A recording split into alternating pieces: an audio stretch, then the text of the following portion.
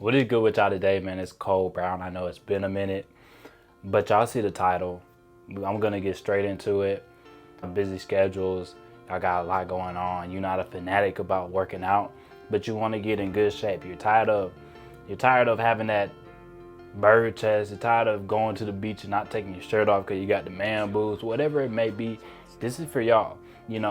We are trying to maximize the gains with the minimum time we have. A lot of progress going twice a week. So I want to let y'all know it's possible to go twice, 3 times a week and see good progress. You don't have to go every day. A lot of these fitness influencers, a lot of these coaches and stuff, they want to push people to go 4 or 5 times a week, which is great. But everybody doesn't have time to go every day.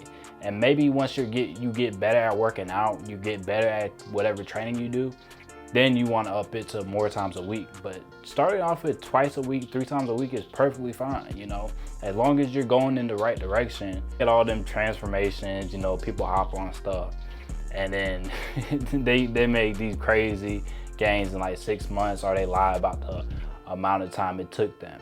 So I just want to get all that out the way. We're gonna give it straight to y'all, what you need to hear. So first off, we're gonna talk about diet.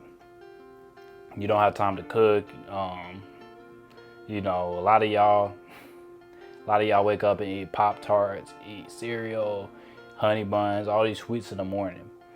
Now, if you're trying to lose weight, just skip breakfast and go ahead and start the day with a fast. Just drink some water.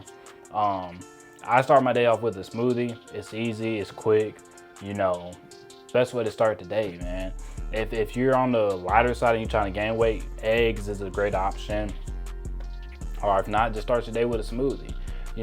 If you one of these guys, you've been eating cereal every day since you were born, maybe you want to opt out regular milk and change it to that muscle milk. Get your protein in, 30, 40 grams of protein in the morning, easy. But when you wake up with all these carbs and sugar, one, you're not taking in what you need to build muscle, and two, you're not gonna feel good, man. You're gonna burn out and wonder why you all tired throughout the day. All right, now we need to talk about a workout plan. What should you do when you're at the gym? And really, you want to focus on a compound movement. So you want to focus on your bench.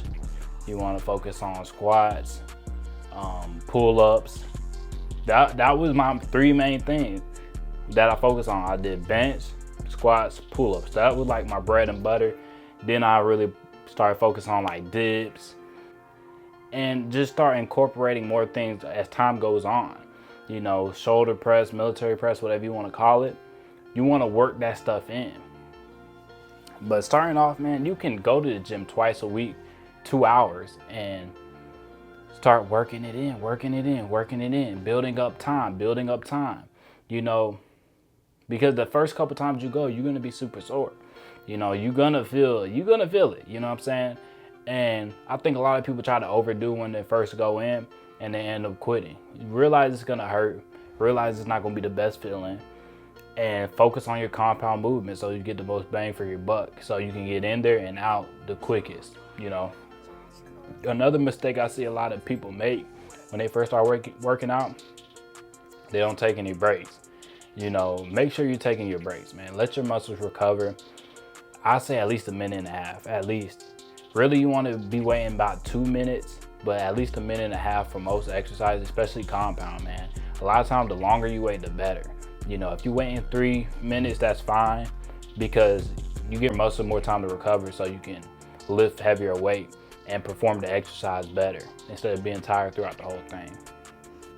All right, last but not least, we got to talk about mindset. What's going to get you in the gym and keep you there? First off, you might want to get a partner, a trainer, a coach, because they're going to hold you accountable, and when I first started, it's like my dad somewhat held me accountable, because he didn't tell me what to do or nothing. He just took me to the gym, but he made a trip to come pick me up and take me to the gym. So once he was at the house, it's like, I gotta go to the gym now. It wasn't an option if I wanted to go or not. It's like he just drove 40 minutes to come get me, so I'm going to the gym. And I was 14, 15, so it's like, why would I say no? He just drove all that way, and it used to be like 5 a.m. in the morning, but I'm not gonna say no to somebody else. And a lot of times we have a harder time telling other people no, but we can tell ourselves no. You know, you can say, oh, no, I don't feel like it, before you'll tell your friend you don't feel like it, before you tell your trainer you don't feel like it. You know, so having a trainer, having a coach, having a workout partner is gonna help you drastically. And another thing is set yourself up for success. You know, a lot of y'all setting yourself up for failure. You know, you have those sweets in your pantry, you have all that stuff just around you.